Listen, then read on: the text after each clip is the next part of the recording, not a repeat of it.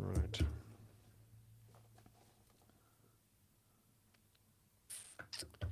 Home.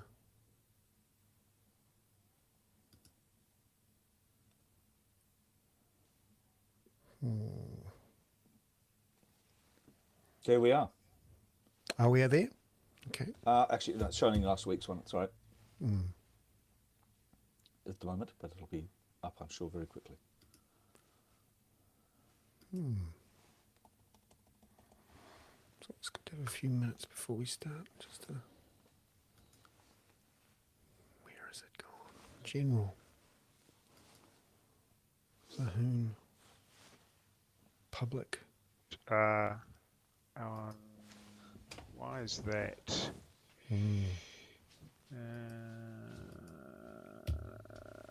Okay, hold on. Let me change it at this end.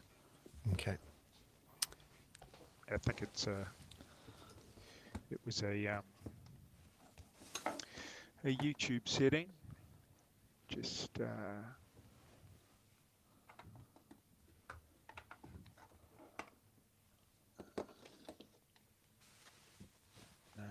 is it not showing up?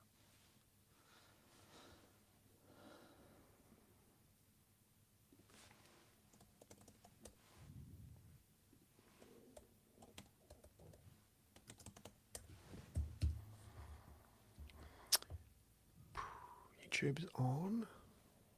Okay, we're on General? YouTube. Oh, cool. Yeah. Great.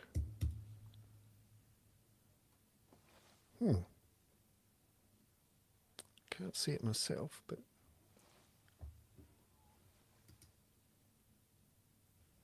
here we go. Yep, cool. Good. Alrighty. Good. I haven't been following the 2 watching now. 8 watching now. Okay. Looking good. I think we're just about ready to go, if that's all right, Peter. Yep. Excellent. Yep. And you're right, Simon? Yep. Good. I've got a skateboarding dog too, Bernard. Oh, great. Good. I particularly liked your American bikini-clad gun Jesus totem. Christ. Shall we show that? I'm not sure we can, but nervous about Copyright. the tech of it, but the copyright. Oh, I see. Yeah, Yes. yeah. Well, perhaps not the copyright, but yeah. Yeah. We can. Rightio. We can. Yeah. Okay. 5, 4, 3, 2, 1. Tēnā koutou katoa, everyone. Welcome to The Hoon for Friday the 28th of April. I'm Bernard Hickey, and joining me from Oslo is co-host Peter Bale. Peter, great to see you. Hi, Bernard. It's very good to see you too. Tug. You've lost me. Well, hello. You know. Tug. Yes, of course, from but you'll Oslo, be- of course. Yes, Took me a while yes. to get that. How But, how warm is it in Oslo right now? It's -1, but I just got up. It was snowing. It was snowing when I arrived on Wednesday, and so I was extremely glad that I bought a puffer jacket after our experience in Perugia the other day. So Yeah, you know, because the I'm just last going last week, around collecting better layers for wherever I am. yeah, last week we had this amazing scene behind you in Perugia where you were attending the journalism conference. What takes you to Oslo? Well, I had dinner with New Zealand's leading epidemiologist last night, Michael Baker. Believe it or not. And his Right. family. That isn't why I'm here, but it is a weird Oh, lovely. coincidence that he was here, and our friend Patrick told me he was here, so I took him to dinner. Took he and his wife to dinner last night, which was what had to do with it, which was very nice. Unbelievably expensive, but very nice. Because I think when we get to Max Rashbrook, we can start comparing the levels of taxation in New Zealand against Oslo. Because I'm testing that theory that I've long had, Bernard, that New Zealanders, not unlike the English, want a Scandinavian standard of living with American levels of taxation. That's exactly the problem. Magical thinking rules okay. Yeah, and I can tell you here, they've definitely got Scandinavian levels of taxes and Scandinavian levels of education, of life. Yeah. No, Norway's a really interesting comparison because it's about the same population. It's also long and skinny and does a lot of hydroelectric power, but the main advantage they have is that they have real oil as opposed to white oil. Well, they're also prepared to go and get it as well, which we are no longer prepared to go and get. And of course, they have. I think it's the second largest, is it, investment sovereign fund in the world. Yeah. And they put a shitload of money into that for future generations. But it is funny because I was talking to a number of specialists in industries other than media, although I'm going to see some media people today. And the long and skinny thing is the same as it has a huge effect on distribution of medical care, where you can see specialists, all sorts of things. And of course, it is about 5.5 million people. Yeah, it's So about the same size. it is a very interesting comparator, as is Denmark, which is a little larger in population terms, I believe. Yeah, and it's one of those places that's on the edge of big things that always has to think about what the neighbours think. And again, Especially the Russians, I think, Bernard. Yeah, well, I'd recommend my favourite Scandi noir political drama, which is Occupied. Occupy. Yeah, Yeah, absolutely. which I see this That's week. why I'm here. I actually had to come ashore in a Dinghy. wetsuit, and which was in a dinghy, and and then I've got my escape plan, which is just to swim to the Faroes. Yeah, that's cold. Now that you really need some rubber there. That's Yeah, good. but I am So an this, international man of mystery, as you know. So yeah, that's you've perfectly got the fine. black shirt on. I was sort of expecting the gin and tonic or the shaken not a martini gin and tonic, a martini shaken not stirred. Have you got a martini there, No, or have it's you actually moved just to a plain old gin and tonic. Oh Yeah, well, no, yeah. it's going to be I a mean, great. I think even if I have a gin and tonic at 7 in the morning, then I've got problems, and we Yeah. have to have an intervention from our producer Simon. Yeah, no, it's lovely to have Simon on. He's actually in Germany today. We're going to go right around the world. We've got four guests on today, starting with Robert Patman from 5:10 or so till 5:20. Then we speak to Max Rashbrook, the academic and analyst who's What been is looking Max? at. Yes, what is Max? Yeah, with the you start to Max Rashbrook, academic and analyst. There we go. Yeah, yeah. No, he's written books about wealth, and he works with Victoria University, and is an excellent observer of what's happening with stats around wealth and income. So this week's report's going to be great. Then from 5:30 to 5:40, we speak to Nick Goodall from Core Logic. He is the head of research there and will be able to tell us a lot more about what's happening with the housing market, and in particular what's going on with the Reserve Bank and the LVRs, and how this week was the week that the government put a floor under the housing market, just in time maybe No, for we the need election. that. We'll We see. need that. I noticed also in the I think it was the Herald today that Rod Duke from Briscoe was complaining about being portrayed as a criminal by the government. Poor Rod. Hopefully he's now able to sleep at night on his helicopter pad in Hoon Bay. Yeah, well, actually, lately he's been using, or he or one of his neighbours has been using helicopters a lot. I can tell you. And then at 5:40 or so, we'll speak to Josie Pagani, who produced a column today in the last edition of the Dominion Post, which is about to become the Post.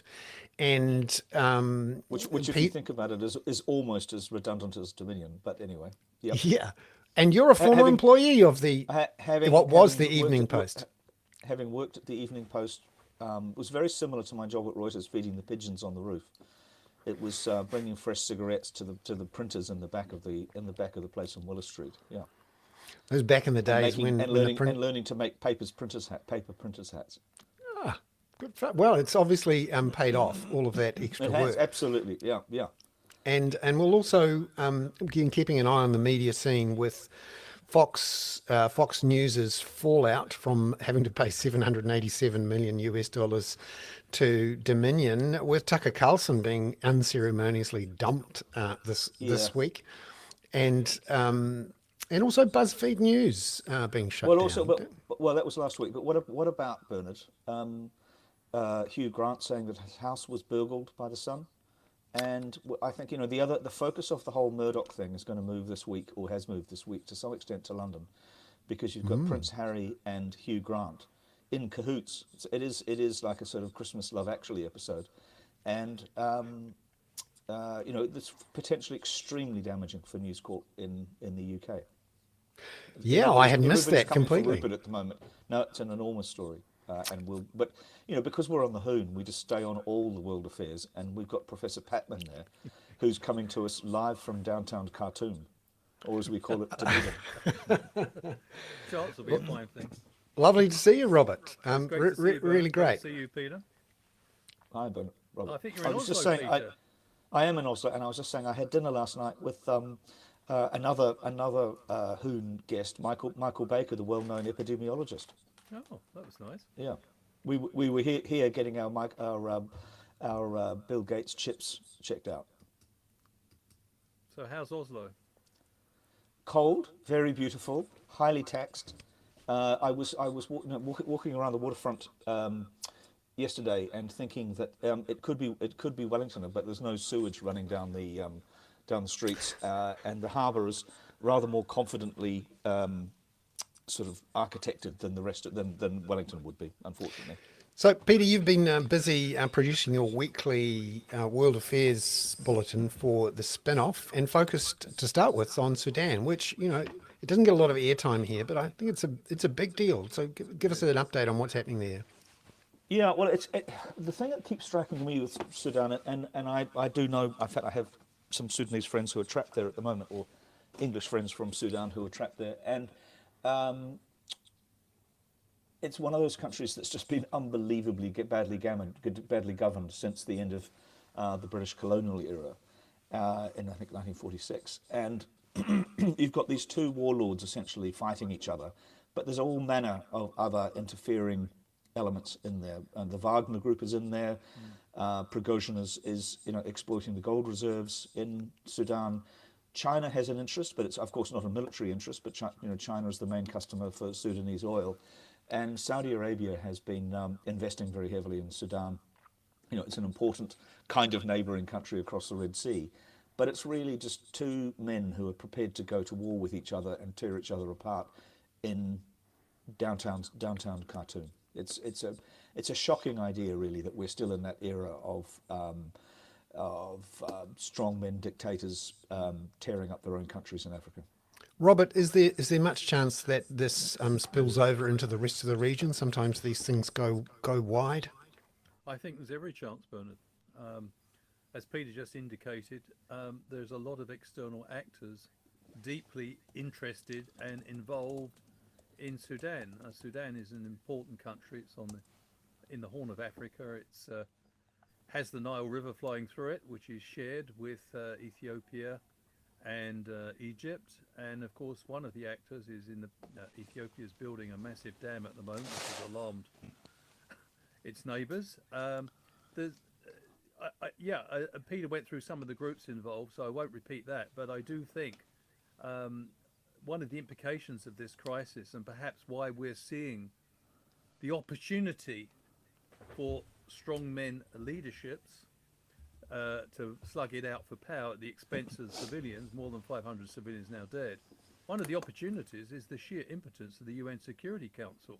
And what we notice here is that you have to have some sympathy for the UN's Secretary General, Mr. Guterres, who sent an envoy there, but all he can do is basically appeal for both sides to embrace a ceasefire. It took the US and the Saudis to put in place a shaky ceasefire for 72 hours, but that was simply designed to enable the foreign embassies to pull out, which is what a sad commentary that is. I mean, many Sudanese people, and Peter, you may be able to sort of confirm this with contacts there, basically feel they've been abandoned by the world as violence emanates around them. Particularly the Brits. I mean, particularly British Sudanese, because we don't seem to learn any there's a lessons in these. Yeah. So, but once again, no one on the Security Council, at least not Russia or China, is going to say, let's stop this nonsense immediately. Let's make sure there's a strong peace enforcement body in place or group to make sure that no civilians are harmed, because they have agendas. Prigozhin and the Wagner group, they basically are linked to a paramilitary group led by General Dagalo, who has links with Darfur and the Darfur region. And anyway, the paramilitary group have been involved with Prigozhin's people in illegal gold mining operations. So, you know, in a sense, there's criminality. There's also power play. The Russians don't have any interest, nor do the Chinese, in a peaceful democratic transition, because in a sense they would see that as Western dominated. So, yeah, to me, this crisis highlights once again that the body that set up the UN Security Council as the first port of call in such situations is just incapable of doing other than you know, agreeing to call for ceasefires. That's all it can do. It can't take any action, and I think that's very sad. And coming back to Peter's point, while we have a dysfunctional and impotent UN Security Council, we're going to get more and more Sudans. Yeah, and China as well is choosing to flex its muscles, in part because of the vacuum created by the failure of the UN, with a call from Xi Jinping to Vladimir Zelensky this week, calling on the Ukrainians to do a deal with the Russians. What did you make of that? I think Mr. Zelensky, who's a shrewd politician, I believe, was very courteous towards the Chinese and said how much he appreciated their efforts. He's looking at every attempt to drive a wedge between the Russians and the Chinese, which is not difficult, quite frankly, given that the Chinese blasted, apparently in the conversation with Zelensky, any unacceptable use of nuclear weapons in that conflict. So, you know, the Chinese apparently have also extended non-military aid to Ukraine. Really? So some interesting things going on there. I think the Chinese are quite privately, many of them are quite realistic about the looming problems facing Putin in Ukraine. And I don't think the initiative is going to go too far, but I think you've got to look at it from the Chinese point of view. The peace initiative, Bernard, may help the Chinese position themselves in the event of Mr. Putin being defeated. They will not lose a connection with the region. And in a sense, they're trying to rehabilitate themselves. They're trying to play it both ways. They're trying to indicate to Putin they're on his side, but they're also indicating to the Ukrainians that they've got no particular squabble with them. But of course, not many Ukrainians wouldn't see it that way. But as I say, I don't think it's. I think this is a maneuver for the future dynamics of Chinese diplomacy, as opposed to solving a particular problem at this time. It's also interesting, Robert. It's interesting that he called Zelensky this in the same week when the Chinese ambassador to Paris made these rather extraordinary remarks that most of the former Soviet satellite states don't deserve to be own countries, and he was talking about Latvia, Lithuania, and that seemed a rather extraordinary thing from which the Chinese have been. Yes, that was extraordinary. I agree, Peter. But it does probably, I think there are real divisions in the Chinese leadership. And I think the Ukraine conflict has highlighted what I call the hardliners, who do tend to support Putin and believe that he's justified in some of his ambitions for the region. And those more moderate elements in the Chinese leadership who believe that Xi's current stance is not doing China any favors internationally. Yeah, interesting to see from Honolulu this week, the head of New Zealand's large navy making some fairly aggressive comments about China. We had the admiral, the rear admiral, say that China was a potential. An increasingly coercive state was the line in a speech he gave at an Anzac Day event with the US military, Rear Admiral David Proctor. What did you make of this, Robert? It was quite aggressive language. It was quite aggressive language, but two things went through my mind. Firstly, it's no secret that in terms of New Zealand's military expenditure, the Navy have not received enough resources. I know we've discussed this before, but it's a big point. New Zealand has one of the largest exclusive economic zones in the world to look after, And I think Admiral Proctor is conveying the message that China's burgeoning middle class will need resources, perhaps from our, not necessarily our exclusive economic zone, but in close proximity. And New Zealand does need to have the capabilities to deal with that. And I think that was the subliminal thrust behind the message, that we need to beef up our maritime security. And he was also giving, by giving quite a tough interpretation of Chinese intentions, I think was not doing his chances any harm in trying to win resources within the New Zealand government. So That's right, because we've got it was that, yeah. because we've got a defence review coming up, a fresh one, and has come hard on the heels of a big defence review in Australia. It was all about China without actually using the word China in the review. And also we've got a visit from to Australia coming in the next couple of weeks, which will refocus attention on the whole area. Yes, and I think Australian and US relations are very close. And Mr. Biden, this AUKUS initiative is a big deal. I've been following the debates within Australia, and of course the former Prime Minister Paul Keating is very scathing about it, but I think he's a bit of a lone voice at the moment.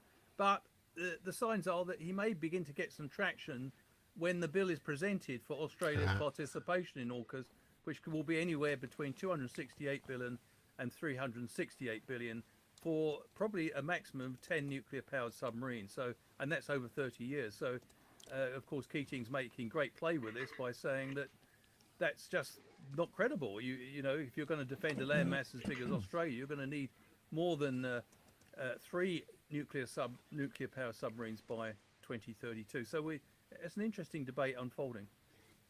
And I'm guessing that nuclear powered submarines are the sort of the highest intensive level of technology that makes building a rail line look like a simple thing. Are you suggesting we're going to be yeah, I don't think we'll be going nuclear anytime soon, Bernard. No. Nuclear powered or nuclear armed. But No. we are exploring discussions with the AUKUS leaders whether we should be members, which is I think this. I personally feel this is potentially a momentous decision for New Zealand's government. They need to get it right, because there's a lot. Most of the ASEAN states and most of the Pacific Island states have been extremely critical of the AUKUS development, not least because it seems to break the Non-Proliferation Treaty of 1968, which was subsequently extended in the mid-90s. Namely, it's illegal for the 5 nuclear weapons countries which are recognized to have nuclear weapons under the treaty to transfer nuclear technology to a non-nuclear state such as Australia. So I know Mr. Little said, the Defence Minister, that our possible participation wouldn't compromise our non-nuclear security credentials. You can assert that, but you can't make others believe it. So in a sense, it is the external perceptions. I personally don't think we can have our cake and eat it on that front. I think if we became a partial member of AUKUS, we would be, first of all, there'd be doubts about the principled independent nature of our foreign policy, and secondly, people might question how committed are we to a nuclear-free world. Robert, thank you very much. Lovely to have you on from Dunedin. It's a new perspective on it, because essentially, we came up with a nuclear-free policy, nuclear in the Pacific, and yet we seem quite relaxed about joining up with a partnership that's potentially 10 nuclear submarines in the Pacific. So we'll see how that works out. Time now for Max Rashbrook. Max, Robert. thank you very much. Thank you, Robert. Cheers, guys.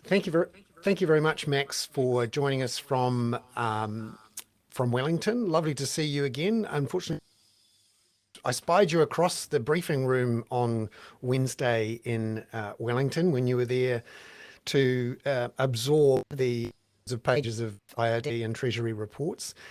Lovely to see you, and welcome into the Hoon. Thank you very much. I wondered, Max, what did you make of the IRD's 311 of New Zealand's richest families had assets worth 80 billion, or in essence, a quarter of a billion per family on average. And that in 2020, 2021, effective tax rate, taking into account the growth of their wealth, of just on 9%, when most other people, well, when I say most, those in the middle of the income spectrum, let's say someone earning $80,000 a year and paying PAYE, their effective tax rate after paying for GST and the likes was around 30%. What did you make? Well, you could say on one level that it's not hugely surprising. I mean, we've long suspected that if you're right at the upper end of the scale, you've got all sorts of options for minimizing the tax you pay. But I do think there is still something shocking about the extent of the inequality. There's that disparity you just mentioned, but also, that effective tax rate for the wealthiest New Zealanders of about 9% is less than someone pays on the minimum wage, less than an aged care worker, less than a supermarket cashier. I mean, I think that's really shocking. And, it's the culmination of years of work that Inland Revenue have been doing, dating back to at least 2015 with their high worth individuals unit, trying to get a real handle on what's going on at the upper end. That work has been turbocharged by David Parker, the Revenue Minister, who's, a huge enthusiast of Thomas Piketty and, clearly an advocate of a capital gains tax in some form. Now, whether any sort of policy change happens is another question. But what this report has really done is it's kind of pulled away the veil of secrecy. It's shown us, I mean, to a pretty high degree of precision, who the wealthy are, how much wealth they have, how much income they earn every year, as long as if you include their unrealized capital gains, and just how little tax they pay. And I think that is going to change the debate from here on in about taxation. Yeah, because the framing of the debate around capital gains tax has been very much about the middle of the income spectrum who own their own home, and that if somehow there was a tax or a capital gains tax, they would be the ones who were hit the hardest, and therefore they would be the ones who'd vote the most against it. But this framing, 311 families, $250 million of wealth per family, really says, hey, not so much about the middle, let's have a look at the top. And also just blows away this myth that, we're somehow an equal country and that we don't have the same sort of extraordinarily rich people that, you see in the States, Switzerland or wherever. Exactly. And I think it's pretty striking. On both sides of what you've just said, you had, I think it was Rod Duke come out, in the press and He's say, not a criminal. Yeah, well, exactly, sort of saying, oh, he's been made to sound like a criminal, and then pushing this line that, oh, well, if we had a capital gains tax, it wouldn't just be the wealthy that'd be hit, it'd be, the hardworking middle classes. But yeah, like you say, and what this report shows is a huge amount of the capital gains are concentrated right at the top end amongst the 0.01%. And we know from previous work anyway that, the top 10 or 20% in every country where there's a capital gains tax pay the vast majority of it, absolutely the vast majority. And it really is striking that we don't have a capital gains tax or something like that. I mean, I just happened yesterday to speak to one of New Zealand's wealthiest people at an event I happened to be at. And, after a bit of a sort of defense of the current system, they said, oh, look, but, actually, I'll be pretty relaxed about a capital gains tax. All my business friends from overseas just cannot believe that we don't have one here. Yeah, it's quite a thing. But the reactions from the politicians, and David Parker was very, this is above my pay grade, and we haven't come up with our policy yet, so I'm not going to rule things in or out or propose anything. But I was at a news conference yesterday where Chris Hipkins was asked about this, and I have to say it wasn't inspiring about his own belief of what should happen, or any sort of hint that Labor might have something in their manifesto which reflects this giant hole or tries to block this giant hole that's in our tax system. Well, Max, may I ask a question about this? Because it's Peter here I happen to be in Oslo at the moment, so I thought I would take a little look at Norwegian tax rates, because Bernard and I were talking before you came in about this sort of critical problem that you have in a lot of Anglo-Saxon places, that they want Scandinavian levels of public services, but they want American levels of taxation. And it was quite interesting just now. I looked, and I always think of it being a very high taxation place, but the basic rate of taxation on everything, personal taxes on everything, including capital gains, is 22%, which is lower than the New Zealand income tax rate. But they then have a graduated bracket tax as income goes up, which goes from 4% at the bottom end to 17.5% at the top end, where you're getting up into the $2 million incomes and getting into the Rod Duke territory, the criminal territory, the non-criminal territory. Of course, when you're talking to two of New Zealand's richest men, we're here. But it's very interesting that we think, so effectively, an average income earner in Norway has an income tax of around 35.5%. But that is taxed on everything, capital gains, everything that they consume. Plus, they have a 25% VAT or GST tax. And don't get me started on the separate alcohol taxes, which are levied for very different reasons. But it's about equity, isn't it, in New Zealand, Max? That we like to think that we're a somewhat equitable society, but in fact, the New Zealand Gini coefficient is huge, isn't it? Yes, and look, I mean, and on capital gains, we're a huge outlier. I mean, virtually every other developed country in the world taxes capital gains quite often, in addition to having taxes on land or property or inheritances or what have you. Yeah, I mean, I think there is this myth that we run a very egalitarian system, and in fact we don't. We ask a huge amount of lower rate taxpayers, for whom GST takes the biggest chunk out of their incomes proportionally, and that was made really clear in this research on Wednesday, and they pay 10.5% tax on every cent they earn, whereas we have people at the upper end of whom we're asking relatively little. But I do think it's also true that we're stuck in that sort of Anglo-Saxon trap of wanting high quality services but not wanting to pay the taxes for it, having champagne tastes but only a beer budget, as people put it. But I think that's also a clue to how, if people are going to campaign on these issues in future. I mean, I think it's hard right now because Labour's sort of very scarred by the last attempt to bring in a capital gains tax. They haven't been obviously advocating for it, really consistently for a long time. There isn't the civil society sort of backing behind it. So I think it would take a really considered campaign. But if it did, what you'd be doing is saying, look at the extra public services we could have. That's the point, of course, because that's the goal. I mean, nobody wants tax on its own right. Here are the things that we could have with it. This is what would be requiring of some of New Zealand's sort of better off citizens, those with the deeper pockets. And that might be a deal that people accept.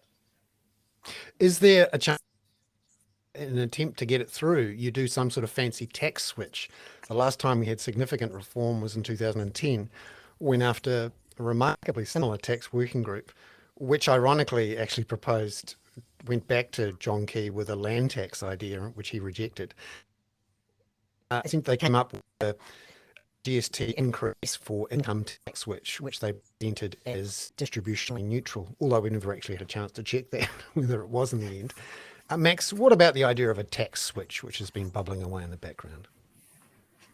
Yes, I think that's something that David Parker obviously favours. In his speech on Wednesday, he said, well, if we had a tax switch at one point, and then at another point he said, there's lots of ways you can switch things. So it's really clear that he admires the politics of that. I think the problem is that the numbers are difficult. To give sort of people a meaningful income tax cut would cost quite a lot of money. Because I don't think you buy a lot of political goodwill if people are sort of, I don't know, $10 or $20 a week better off. They have to be something like $40, $50 a week better off.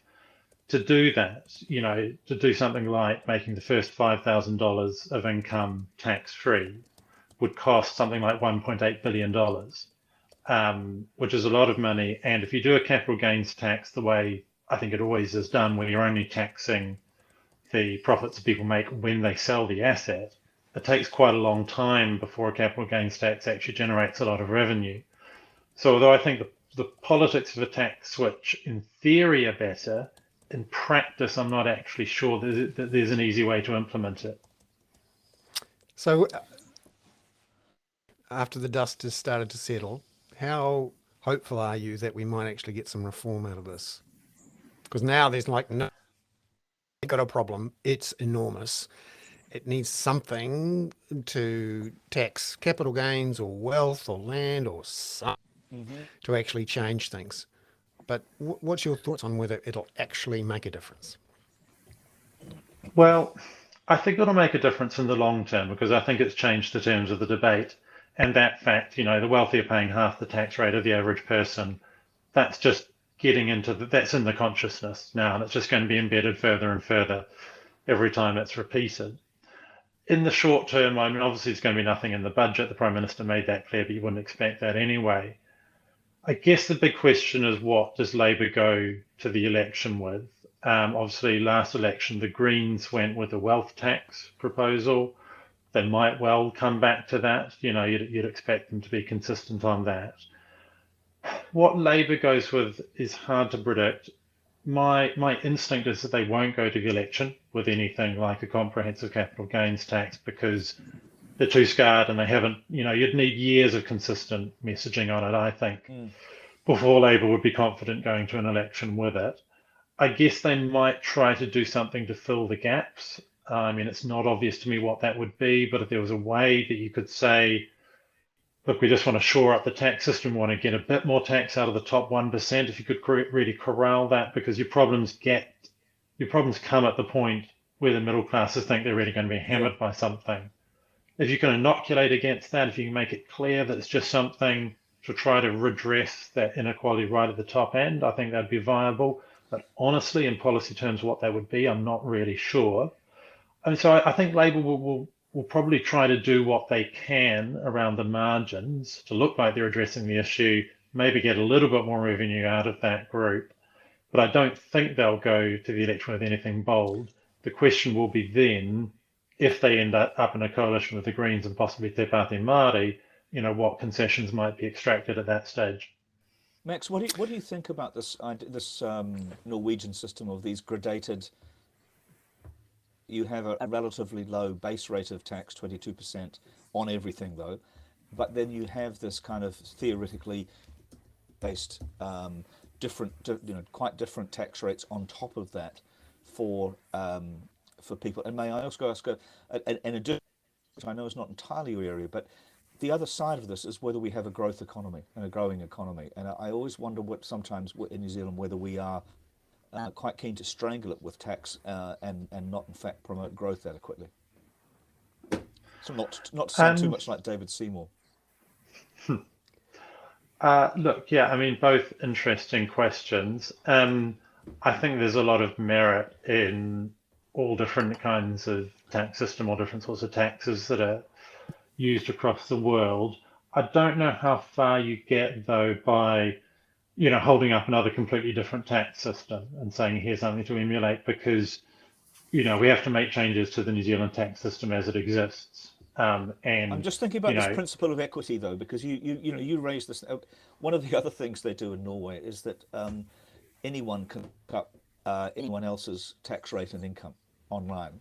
So we don't have to wait for somebody to do a sort of, so I could look up Rod Dukes, just look over from my house to his house and see what his income is building. But this idea of is something I think we might have to pursue this more, Bernard, about whether we are a Pacific socialist paradise or in fact a bunch of greedy little rotters with expensive houses.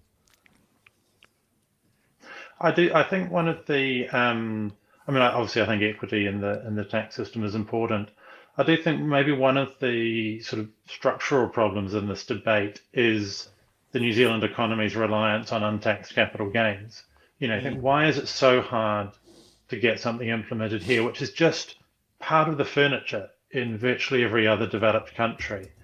And I suspect it's got something to do with the fact that two of the great New Zealand sort of pastimes and obsessions, farming and owning investment property, are heavily reliant on untaxed capital gains. Yes, In both yes. cases, often the people engaged in those practices don't make a lot of money on an annual basis. It's surprising how many farmers are not generating that much revenue in the short term.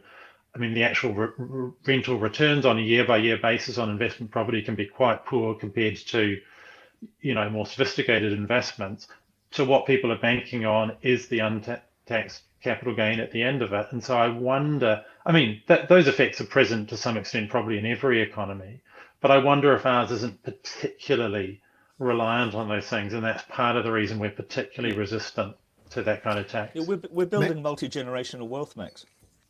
Yeah, but but we're not taxing it at all. Apart from not having a capital gains tax, we also don't have any inheritance tax. Max, it's lovely to see you. Thank you very much for coming on the show. It's been a fascinating week for geeks like you and me who think about income and tax and wealth and that stuff.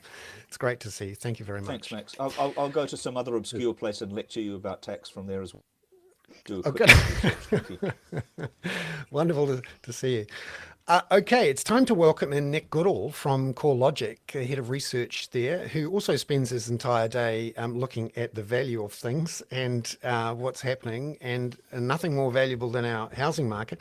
Nick, you're one of those people who actually comes up with a number every quarter on how much the housing market is actually worth. How much is it worth at the moment? Yeah, absolutely. Yeah, I think we at the moment say about 1.7 trillion. I think is the value of our housing market in New Zealand. So yeah, it's up there. Certainly much more than any other investment capital in New Zealand anyway. Yeah. Putting aside all the capital gain stuff, what's happening in the housing market do you feel right now? Yeah, to us it does feel like the beginning of the end of the downturn, I suppose. That's not to say that the downturn is, or that the trough is here quite yet, but we don't think it's too far away. And news in the last week or two, including the expected LVR changes from the Reserve Bank, probably reinforce that expectation of that trough getting nearer and nearer. So yeah, we do think it's not too far away now.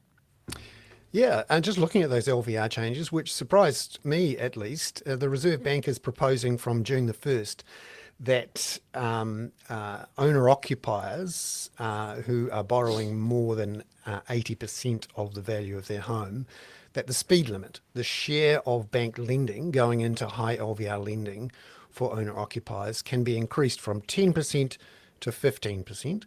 And then on the investor side, the Reserve Bank has said, previously we've said you need a 40% deposit. You can only borrow up to 60%. Now we're saying the definition for a high LVR loan is 65%.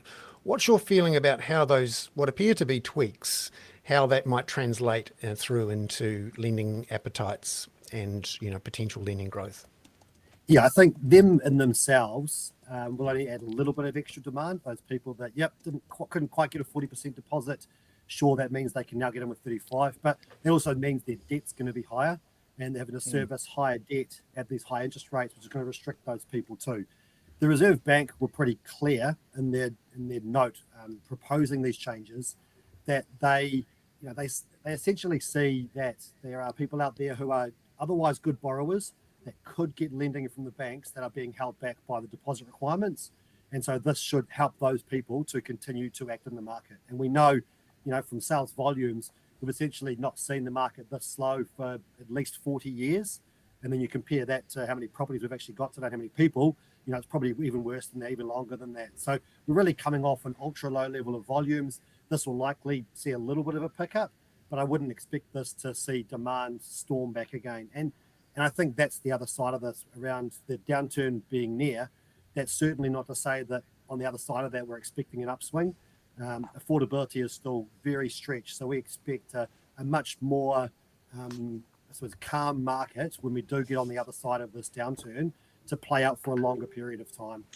And the LVRs, them being announced, not only the changes themselves, but I think the fact that that's now feeding into this expectation of the trough being not far away, our market, our housing market is feeding along like a frenzy. So I think that sort of will bring people back into the market trying to beat the trough And so in a funny way, it'll actually bring the trough nearer as well. Yeah, because there's other things going on at the moment. We've seen a couple of banks cut their longer term mortgage rates. Internationally, we're seeing regular signs, not all the time, but regular signs that inflation has passed the peak. And, we're near the peak for interest rates set by central banks. The longer term interest rates have been at least flat, if not falling on occasion. And then we've got this high net migration, which is coming through, depending on how you measure your annualized rate. It could be 100,000 per year at the moment. I saw BNZ said today it could be 150 or 140,000. And then we've got a whole bunch of slowing new consenting, new building. Is there the potential here for LVRs to be loosened just as mortgage rates start falling, just as migration hits warp speed and we stop building new houses? And then maybe we have a change of government, which changes the rules on interest deductibility and Brightline, which, talk about perfect storms. Is there a chance here that we do see all the things come together? I think, look, there's a scenario that could play out that sees stronger demand and sees house price growth stronger than otherwise we would have expected. But I think that really stretched affordability is going to continue to hold the market back. The interest rates, yes, like you said, those longer rates are coming down, and there's a chance, even the OCR might come down at the end of the year. So the market's expectation for interest rates might start reducing in the future, but I don't think anyone's expecting the OCR, if it does get to its peak of 5.5 next month, let's say, that it's going to come down dramatically. It might get tweaked at the end of the year into next year, but I don't think those interest rates are expected to fall dramatically. And unless they do, I don't think we'd see a significant lift in demand, which would cause strong price growth. Affordability, when you measure it on things like the proportion of income required to service an 80% LVR mortgage, it's still sitting up over 50%.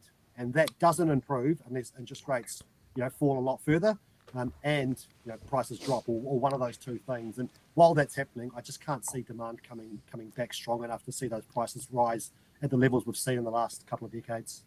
And you're right, the banks have test rates well up towards double digits at the moment.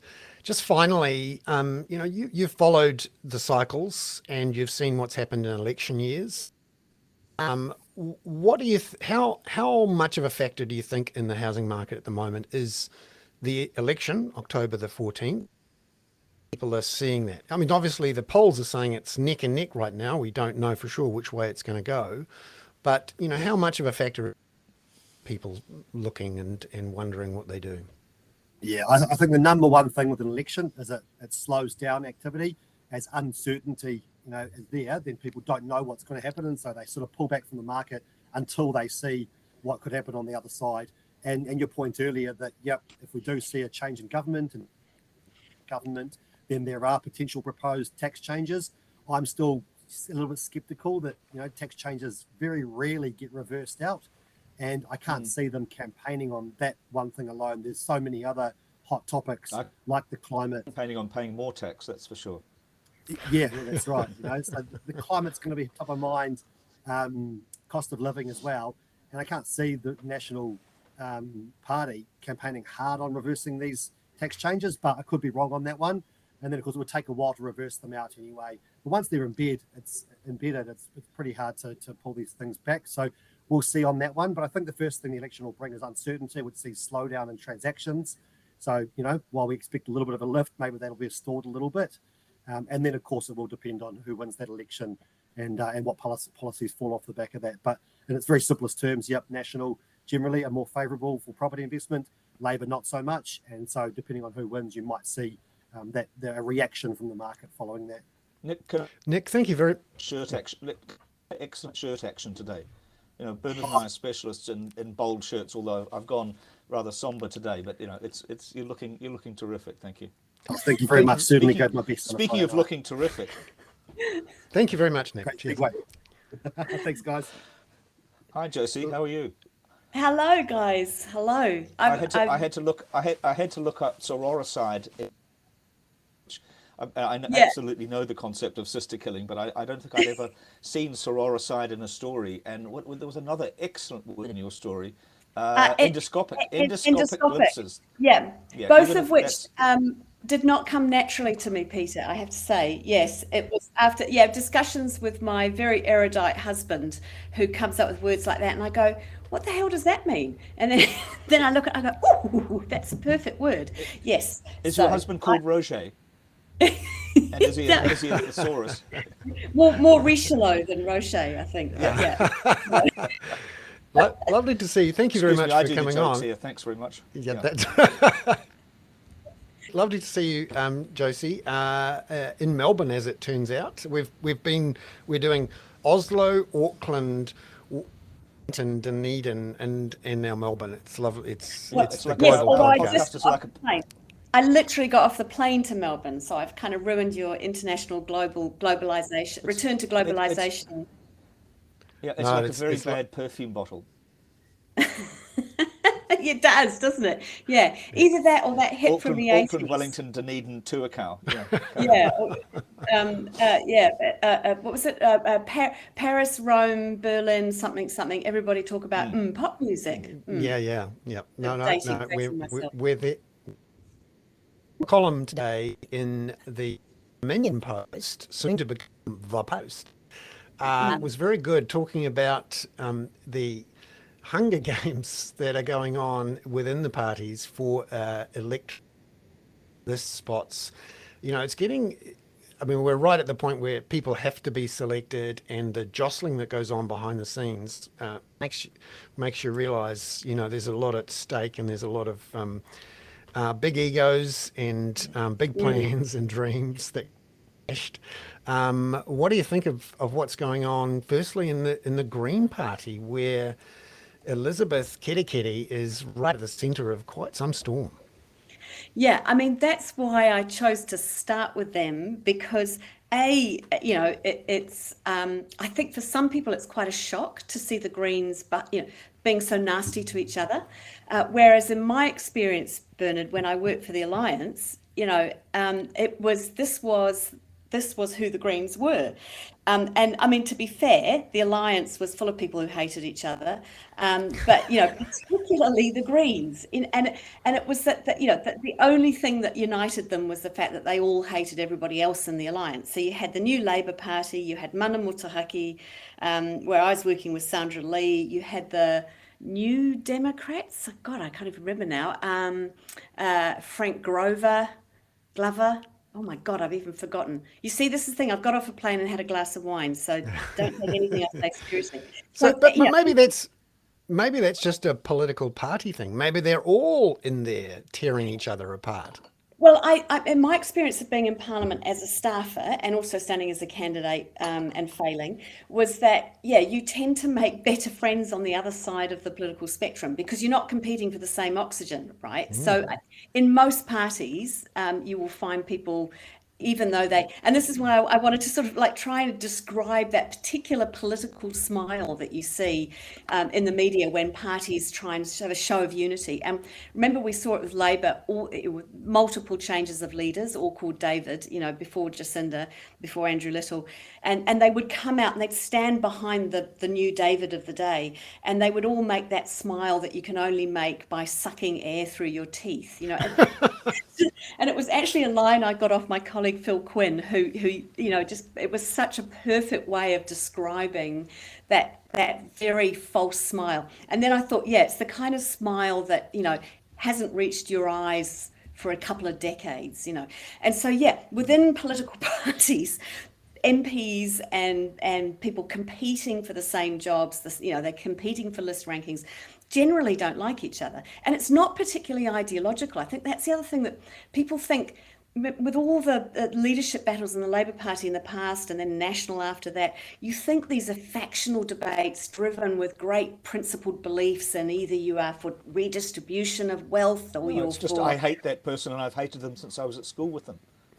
Or they weren't part of my group. So I remember, Peter, when I stood for Labor, and I don't talk about this much because I know the Labor Party don't want to be associated with me, but I stood for Labor, and in a safe seat and didn't get it. Chris Farfoy got the nomination. Then I was told that I would have a safe place on the list. So you kind of go, oh, great, I'll have a safe place on the list.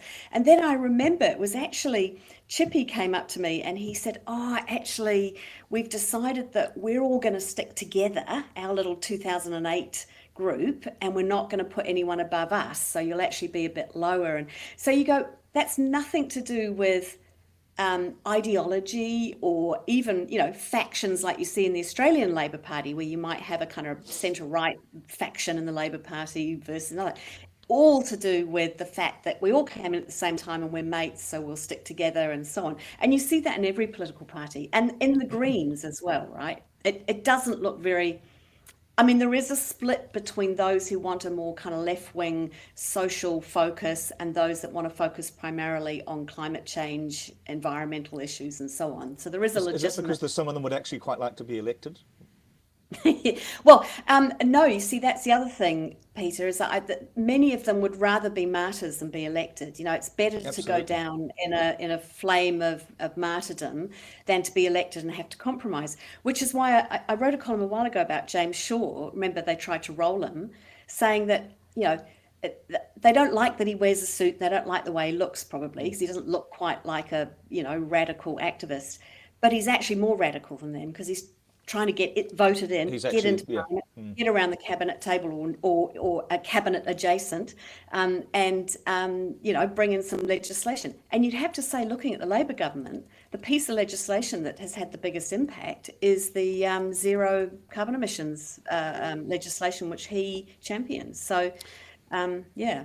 Yeah, no, it is interesting, this whole, the personal aspect of politics and also judgment about people and how important that is. I'm curious, we've seen Christopher Luxon's leadership perhaps struggle candidate selection with a bunch of candidates who, shock horror, we discover after the fact they've been appointed as candidates, may have had some issues. What do you make of Christopher Luxon's, and in particular this, you mentioned in your column that the idea that politicians have to at least feel authentic. I wonder if Christopher Luxon is quite there yet. That was a really interesting piece of research. It was a book, written post the Trump 2016 election, where they had analysed, well, how is it that even though the evidence was completely black and white, that Trump was lying about X, Y, and Z, and Hillary was telling the truth, why is it that didn't get cut through? So many theories about that. And one of the, and this I think is the most convincing theory, that he didn't pretend he wasn't lying. So his lying was authentic, whereas Hillary's truth-telling, it's like, I know, and where do you go from here politically? I don't know, but Hillary's truth-telling felt inauthentic. And so this, I think it's about, what you do about that is really tough, but I do think the authenticity thing matters, and that perhaps Luxon, rather than trying to run away from his rather, conservative, perhaps rather dull persona, maybe embrace it. I mean, they did I don't remember, they did a sort of, let's meet Christopher Luxon and his family, and they took a camera into his house. It's all about let's get to know Christopher Luxon. And the thing that stood out to me was in his garage, he had a drawer where he'd labelled everything in the drawer. So he was a labeller, which you kind of go, oh my God, you're one of those people, So this is the sort of Don Brash washing his undies in the sink in the hotel. And the other interesting. Horrible thing, right? To be a labeller. No. You can't think, okay, I'm okay about a guy running the country who labels things and knows where everything is. Maybe that's a good thing. So don't run away from. What do you mean? Are we allowed to have people with alphabetized spice drawers? Because if so, you're in, Peter. You're in. That's too far. That's too far, Peter. Yeah. So when we say it's like the old George Burns joke that if you authenticity, you're in. Yeah, It's and actually, sincerity. I mean, there are a few words I'd like banned in the political lexicon at the moment. One is sustainability, and the other is authenticity. But here we are talking about it because it's important. But Yeah. the one thing, final thing I'd say about that is that I read this wonderful Marina Hyde column. She writes for The Guardian. She's very funny and witty, and She is. I sort of try and kind of emulate her sometimes. But she wrote a line about Keir Starmer, the Labour leader in the UK, obviously, and she said, Rishi Sunak's struggling, and who knows how he'll go, but he's helped by the fact that it wasn't quite these words, but helped by the fact that Keir Starmer looks like when he opens his mouth, the next words are going to be, and have you thought about what kind of wood you'd like with the casket? So that's why I was thinking about that and thinking, and Christopher Luxon does look like the next words coming out of his mouth are going to be, I'm so excited about the corporate synergy workshop tomorrow, No. Well, and yeah, that so- is Would you that is a like- really interesting. So, Vinyl settee. Yeah. yeah. Yeah. This is the thing about Chris Hipkins has embraced his, I'm having a mince pie for my birthday and I Jesus. come from Upper Hutt. And that fantastic picture on the day in which, Labour was deciding who was going to replace Jacinda Ardern, of him in a hoodie with the wraparound Upper Hutt glasses saying, oh, I don't know what's going to happen. It's not a big Yeah. deal. Amazing political, I mean, you'd have to think it was planned in some way, but beautiful. And it is authentic. That is, he does cycle to work from Upper Hutt, and he doesn't come across as a sort of a, Wellington latte sipping, policy wonk. He does feel like a Upper Hutt outer suburbs boy because he looks so young about Well, anything else. see, that's so interesting, Bernard, because I did a interview with the BBC actually after that, and they were asking because they were perplexed about how New Zealanders could go from, someone like Jacinda, international glamorous, front page of Vogue, to someone like Chris Hipkins, and it was sort of trying to explain to them. And in fact, there was Who's going to be a front an page of Holden Owner magazine? yeah, exactly. Yeah. But he gets on. We get on well with my cousins. But it was this idea that, and Camilla Long, who writes for the Times, she wrote about Jacinda last week, and she called her slightly scathingly a turbo-martyred showboater. And so mean, funny, but mean. But I think what that captures is the fact that New Zealanders were going, overseas, they were perplexed as to how we could suddenly go from these one to the other. But actually, we were looking at Chris Hipkins and going, he looks a bit like us. He's got dirty dog glasses, cheap as hell. The kind of glasses you buy at the garage when you're filling up with petrol. Like, these were not trendy at all, and a dusty old baseball cap, with Mitre 10 on it or something like that. So it was the idea that he's never going to be on the front page of Vogue, and suddenly we were quite liking the idea that there was, a was leader of interesting. Black Plague. It was interesting this week. He again forced this, bread and butter line, no frills budget, and talked about going to Pack and Save. I mean, this is the ultimate arbiter of class in New Zealand. Yeah, Do you yeah. shop at Pack and Save or New World? And I got a Yeah. feeling Christopher Luxon is a New World sort of guy. think No, he's a very Pharaoh's interesting guy, times isn't in he? politics. Isn't he a, Well, maybe isn't he a you're Pharaoh's right. guy? Maybe- What's See, I'm thinking that too one in low. Wellington that's I very need- nice. Yeah, he's a Pharaoh's guy, I think. Yeah, Josie, thank you very much for staying there and for coming onto our show. It's lovely to see you. I hope you're all well, and congratulations on See you, having Josie. Thanks so much. the ultimate column in the last edition of the Dominion Post, and looking forward to your columns in the Post. Can I say, Bernard, one thing about that column? Because usually I was thinking, right, I'm going to write something funny because I just want to sort of experiment with writing funny. But the way I end it, I wouldn't want to just leave it as a sort of witty, nasty dig at all the political parties. And ending with, and I don't even know Dave Latelli, but the way he spoke about politics, I thought, wow, that's something I could really believe in and people can believe in, which is, someone who joins a party, to make their community better off, not somebody else's. He's from that community, and he said something like, I want to know if being in Parliament will help me and my community, my family, and my community group. And that was just really basic. That's what politics is about. So trying to end on a hopeful note, not being too Yeah, simple. yeah, no, I mean, there are many well-meaning, hardworking people who do amazing things often in politics. And Authentic. yeah, and Genuine. yeah, Be real. no, Why can't we you're just right. be us? Yeah, no, no, it can be good. Thank you very much, Josie. All right, guys. Pe- Thank you. Lovely to talk Cheers. to you. And Peter, you have to finish us off a Well, I have a couple. I could finish us off in all sorts of ways. Let's not use that expression actually, because that's a bit rude.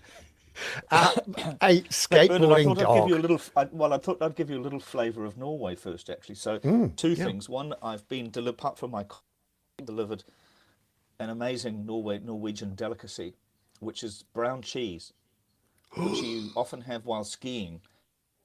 It's brown because it's incredibly sweet. It's kind of like Chesdale, but brown, and I mean Norwegians will kill me. You're selling it well. It's cheese you often eat. You often eat before you go skiing, so that you've got a real baseline of protein. And Of it's, something stuck on the you on use the, on one the of those. You use one of those little cheese tools to pull it back. But of course, all of those cheese things, because they know just by looking at them which one is the appropriate one for the brown cheese and which one is the appropriate one for the other cheeses. The other thing, coming back last night after dinner, I discovered a phenomenon which is I've seen in Sweden but not here, which is large numbers of teenagers in their last year or weeks of school, but weirdly before their exams, travel round the city in disco buses towing generators. Extraordinary deafening roar of disco music, and they're all driving around in these blackout dancing, carrying on, and doing appalling things, and going up to the nearby ski jump place and dance under the spring stars. But then they have to go and do their exams, so I think they've got that slightly ass about face, as we say. Were you tempted to join them? I know. Actually, it looked like being trapped in a blacked out bus would look pretty bloody horrible, actually. But it was pretty funny seeing them crawl through the wealthy suburbs with going and disco music blaring. But the skateboarding dog is a Germanic one, which is a tenant in a building lost a case where they were being sued for refusing to pay their rent because the landlord was sunbathing naked in the courtyard beneath. And the judge pointed out that in order to see the landlord, they would have had to lean a long way out the window. We'll have some sort of submarine, like a mirror. periscope That's thing. right. That's right. Yeah, periscope. A naked landlord. All right. With like that, a really bad I will episode of sign Friends. off from Oslo, have my brown cheese, and go and have another cappuccino. Don't lean out the window, Peter. Wonderful to see you. Thank you very much. Have a safe trip, and we And thank will. you everybody for being there, and for Simon for making us sound better than we are, as usual. Yeah. No, we're really pleased that Simon's able to take the hours audio that we've just gone through and turn it into a fantastically produced thing. If you happen to miss this episode on YouTube Live, great to see you.